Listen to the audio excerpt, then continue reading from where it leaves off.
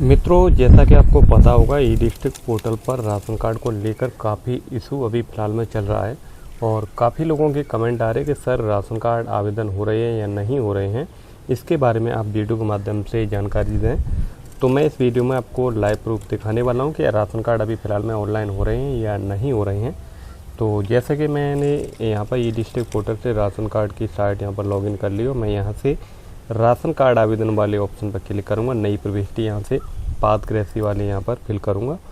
तो जिला सेलेक्ट कर लेंगे और उसके बाद में क्षेत्र आगे बढ़े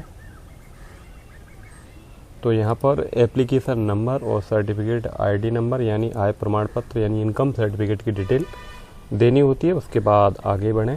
तो चलिए फटाफट से मैं यहाँ पर फिल कर लेता हूँ।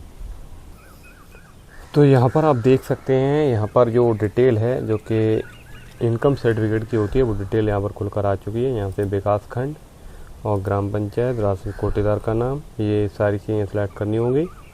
और उसके बाद में जो आप डिटेल जो कि बेसिक सी डिटेल होती हैं, जैसे मुखिया का विवरण, जैसे कि मुखिया का नाम हिंदी में, अंग्रेजी में पिता का नाम और अंग्रेजी में पति का नाम, ये सारी बेसिक सी जानकारी होती हैं जो कि आपको फिल करनी होती है। उसके बाद मैं जल्दी से आपको यहाँ पर फिल करके आपको दिखाता हूँ आगे ये स्टेप कंप्लीट होता है या नहीं होता है।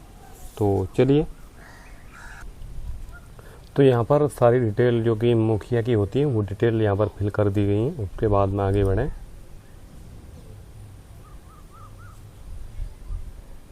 तो अभी यहाँ पर एक समस्या आ रही है, आधार सीड न होने के कारण डाटा सुरक्षित नहीं हो सकता। तो यहाँ पर आधार के अनुसार डिटेल नहीं डाली गई है, इसकी वजह से एरर आता है। तो चलिए मैं फटाफट से इसे सही करता हूँ और उसके बाद मैं आपको दिखाता हूँ।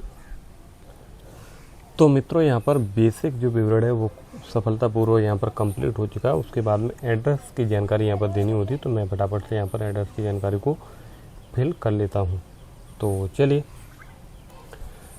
तो यहाँ पर एड्रेस की भी जानकारी यहाँ पर सुरक्षित हो चुकी है। उसके बाद में यहाँ पर फैमिली डिटेल यानी परिवार के सदस्यों को जोड़ना होता है। तो चलिए, तो यहाँ पर आपके सामने आएगा नया परिवार का सदस्य जोड़ें, यहाँ पर आप क्लिक करके और उसके बाद में यहाँ पर सारी डिटेल आपको फिल करनी होती है।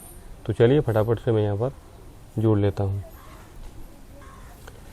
फैमिली डिटेल ऐड करने के बाद में उसके बाद में बैंक का विवरण देना होता है। बैंक खाता किसके नाम पर है और बैंक खाता धारक का नाम, बैंक का नाम, कौन सी बैंक है और बैंक शाखा ऑटोमेटिक यहाँ पर आ जाती हैं। यहाँ पर बैंक शाखा सेलेक्ट करेंगे, IFSC कोड ऑटोमेटिक फिल होकर आ जाएगा और यहाँ पर बैंक खाता संख्या आपको भरनी होगी। तो चलिए फटाफट से हम यहाँ पर भर लेते हैं।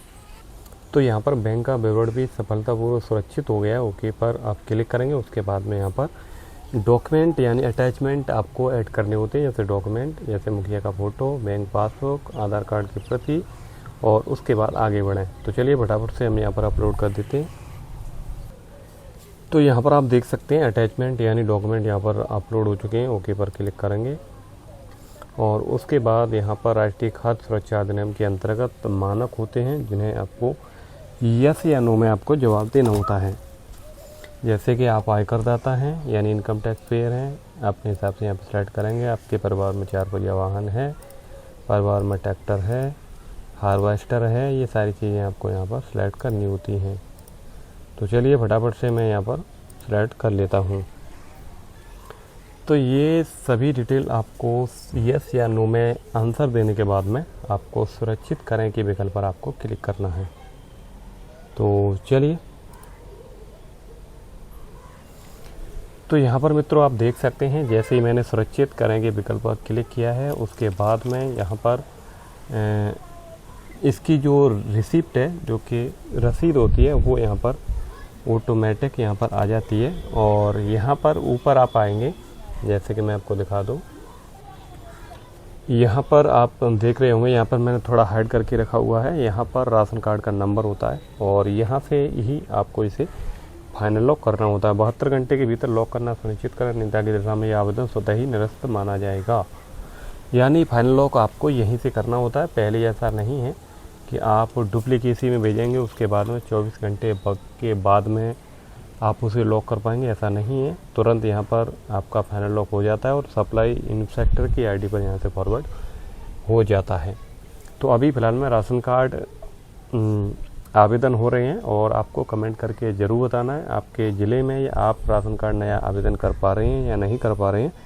और यदि आप कोई एटा से हैं जिनको राशन कार्ड का नंबर नहीं मिला है तो आप हमें नीचे कमेंट करके पूछ सकते हैं। मैं आपको इस राशन कार्ड का जो भी नंबर है जो कि अभी फ़िलहाल में मिल रहा है डिस्ट्रिक्ट एटा में, तो मैं आपको नंबर दे दूंगा, आप कमेंट करके बता सकते हैं। साथ ही आपको मित्रों यह भी कमेंट करना है कि आपके ज़िले में नया राशन कार्ड आवेदन हो रहा है या नहीं हो रहा है, या फिर लॉक हो रहा है या नहीं हो रहा है। फ़िलहाल हमने देखा यहाँ पर नया राशन कार्ड का नंबर भी जनरेट हो रहा है और लॉक करने के बारे में, क्योंकि मैं अभी इसे लॉक नहीं करना चाहता, तो आप हमें कमेंट करके बताइए कि राशन कार्ड आपकी आईडी से आवेदन हो रहा है या नहीं हो रहा है।